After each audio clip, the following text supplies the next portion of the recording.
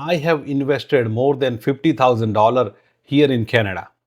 Honestly, even I cannot believe that. Wait, if you are thinking that I have won a lottery or my parents are sending me money, you are absolutely wrong. And no, maple tree in my backyard is not growing any money. I just checked. This is all real money. I saved and invested paycheck after paycheck every single day.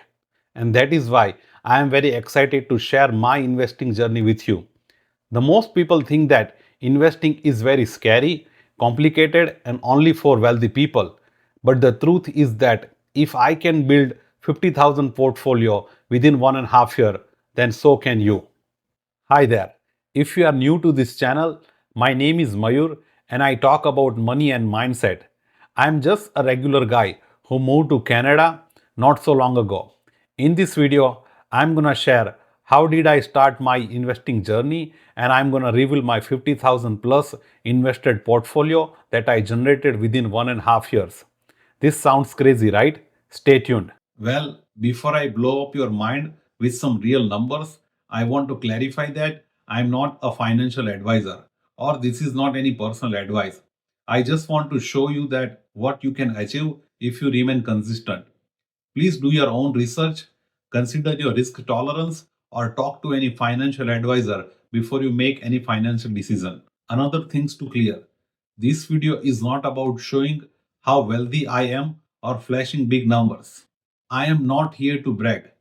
I am here to break down the money lessons I wish somebody had taught me earlier so you do not need to learn it in a hard way. Let me be real with you. I was always fascinated about investing. I always wanted to see big numbers in my account. But the real problem was discipline. I had it zero. Even I earned well during the early years of my career, but by the end of the month, my bank balance was like a diet plant. It was disappointing as well as very simple. Every month, I tell myself that I will start investing next month when I have some extra money left. Unfortunately, that extra month never came until I started educating myself financially. I moved to Canada in mid 2022. In January 2023, I had my first field job ready. I believe that this was the most foundation step towards my financial and investment journey. The first step in my financial journey was to gather some money for the emergency fund.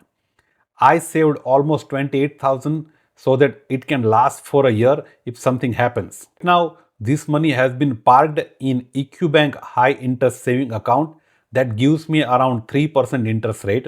This is almost $80 a month passive income and that's free money. Was to get the step 2 was getting a life insurance. I chose RBC Bank for that.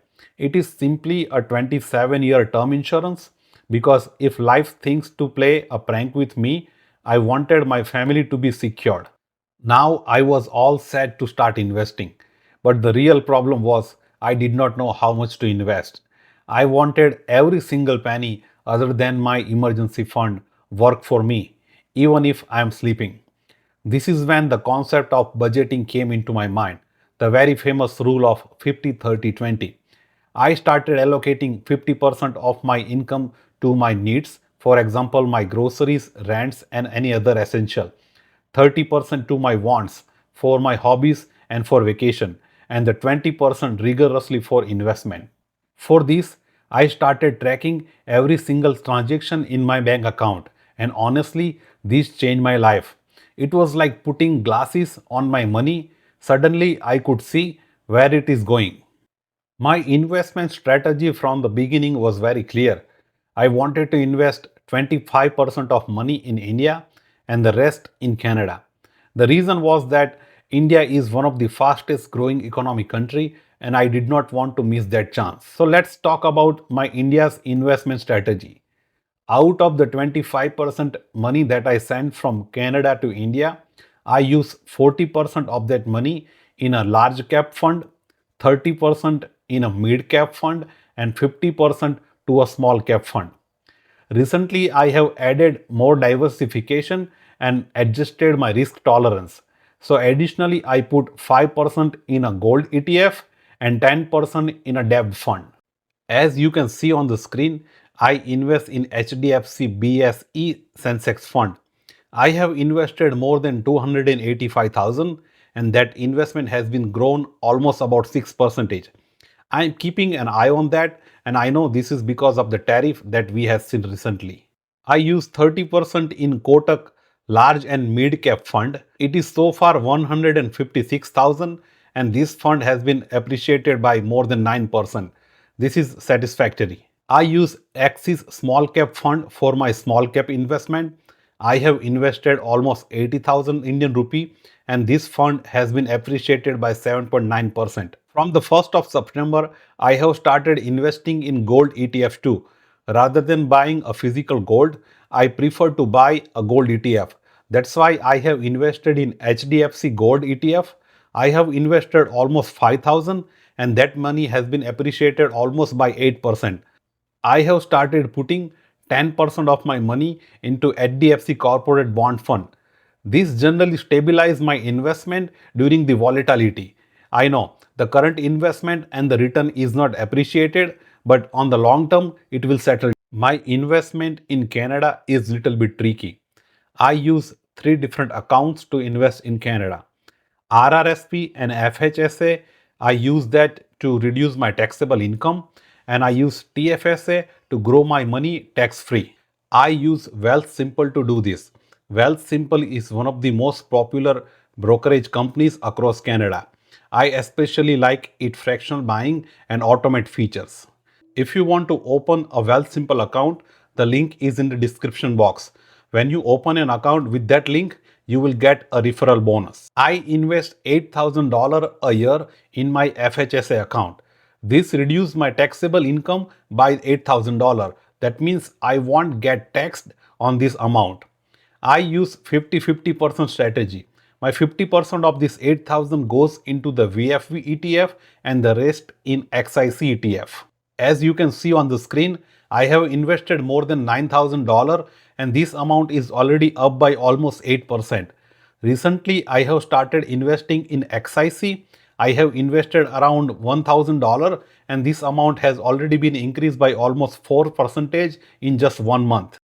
VFV is a Canadian ETF that invests into the S&P 500 companies and we do not get charged for this conversation. That's why I prefer to invest in VFV. At the same time, XIC is a Canadian ETF too, but this mainly focus on Canadian top shares. My RRSP investment strategy is little bit interesting too. It comprises of four different ETFs. 35% I allocate to VFV once again, 20% to the XIC once again. But here the percentage variation is little bit different. Recently, I have started 10% investment into the XCF ETF. This is a Canadian ETF and invests into the international market except the North America. Since I have started investing in this ETF during the last month, I have invested around $550 and that is already up by 2.8%. And the last 10% I invest into the XEC ETF.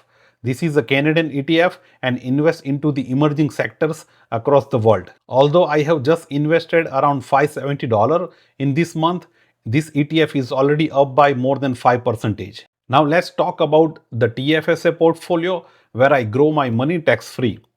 I have allocated 5% of my investment amount to the CGL ETF. This ETF invests into the real gold. I have invested so far $500 in this month and this ETF is already up by 8%. This is a similar case to my ETF in India. Since I am not planning to buy a house into the nearby future, I have started investing into REIT ETF. I use XRE ETF for this. So far I have invested $277 and this is already up by 1.05%. I am not worried about the return in this segment because I know this is a long-term game. Recently, I have adjusted my risk tolerance and that's why I allocate 5% of my investment amount to buy US stocks. At the same time, I also buy some Bitcoin ETFs since I do not want to be a part of buying real Bitcoins. Last but not the least, in order to mitigate the risk factor, I also invest 5% of my investment amount into a corporate bond. I have chosen ZAG ETF and it is very popular across Canada. So here is where I stand. Just in 18 months, I have invested more than $50,000 across US, Canada, and India. Some funds are up, some are flat, and others are testing my patience. But I do not worry at all because this is a long term game for me. Here is the truth, investing is not about hitting the jackpot every time. It is about being consistent, disciplined, and staying into the game. Looking back, my biggest mistake in the investment journey was to look for the right time, and that right time never came.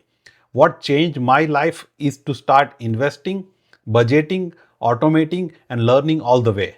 And listen, if I can do this as a newcomer, you can do this too. Start with even $50 or $100 a month. This compounding turns into a big snowball. So, here is my challenge to you. Do not just watch me build the wealth, start investing today. If you want me to break down how you can invest your first $10,000 step by step, drop a comment into the comment box. Because this is not just about my story, this is about showing what is possible when you stop waiting and start investing.